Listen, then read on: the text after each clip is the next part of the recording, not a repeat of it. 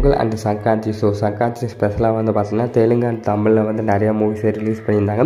So இதோட box office report அந்த hit or ஃப்ளாப்பை வந்து பார்த்தீங்கன்னா பார்க்க போகிறோம் வச்சுக்கலாம். ஸோ நம்பர் 5ல் இருக்க மூவி வந்து பார்த்தா கல்யாணம் கண்டயம் அப்படின்னு ஒரு மூவி வந்து ரிலீஸ் பண்ணியிருந்தாங்க.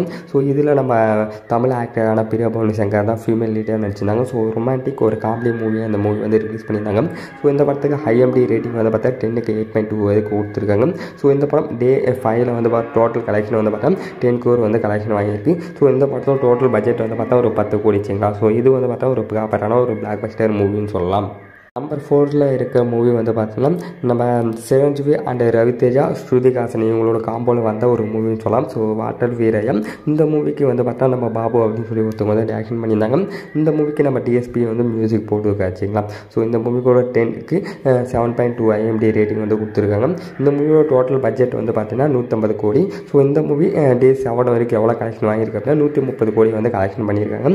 இந்த மூவி January 11 அன்றைக்கி பேன் இந்தியா மூவி ஆட்டம் ரிலீஸ் பண்ணாங்க. ஸோ தமிழில் மட்டும் ரிலீஸ் பண்ணலாச்சு. நம்பர் 3ல் இருக்க மூவி என்ன அப்படின்னா ஸோ வீரசிம்ஹா ரெட்டி சரிங்களா. ஸோ இந்த மூவி தெலுங்கு இண்டஸ்ட்ரியில் வந்து பார்த்தா ஒரு பெரிய ஒரு பிளாக் பஸ்டர் ஆன மூவின்னு சொல்லலாம். ஏன்னா நம்ம ஜெய் பாலையா ஸோ அவர் வந்து ஹீரோவை நடிச்சிருப்பார்.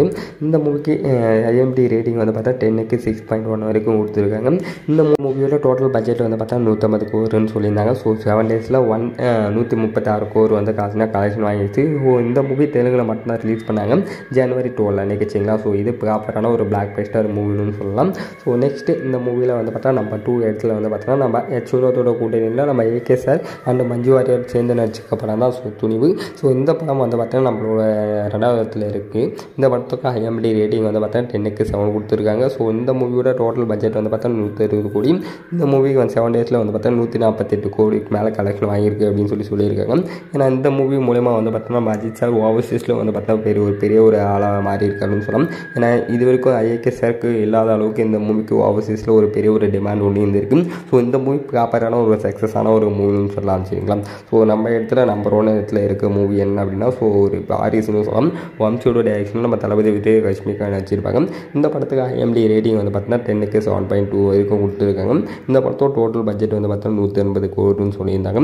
ஸோ இந்த மூவி ரிலீஸ் ஆன 7 டேஸில் வந்து பார்த்தா 810 கோடி கலெக்ஷன் வாங்கியிருக்கு அப்படின்னு சொல்லி டீம் சைட் அபிஷியலாக சொல்லியிருக்காங்க சரிங்களா.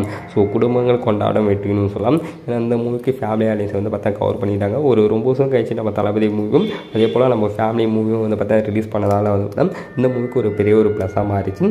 ஸோ இந்த மூவியில் உங்களோட ஃபேவரட் மூவி என்ன அப்படின்னு சொல்லுங்கள். ஏன்னா ஒரு பெரிய ஒரு பிளாக் பஸ்டர் மூவி இந்த பொங்கலுக்கு வந்து நிறைய மூவி அமைஞ்சிருக்கு. ஸோ இந்த மூவிலாம் பார்த்தீங்களா இல்லையா. ஸோ பார்த்தீங்கன்னா எந்த மாதிரி இருக்குது அப்படின்னு சொல்லி கீழே கமெண்ட்ஸில் மென்ஷன் பண்ணுங்கள். ஸோ நம்ம வீடியோ பற்றி தான் லைக் ஷேர் சப்ஸ்கிரைப் பண்ணுங்கள். வேறு ஒரு வீடியோவில் வேறு கான்செப்ட் செஞ்சுப்போம். Have a next day.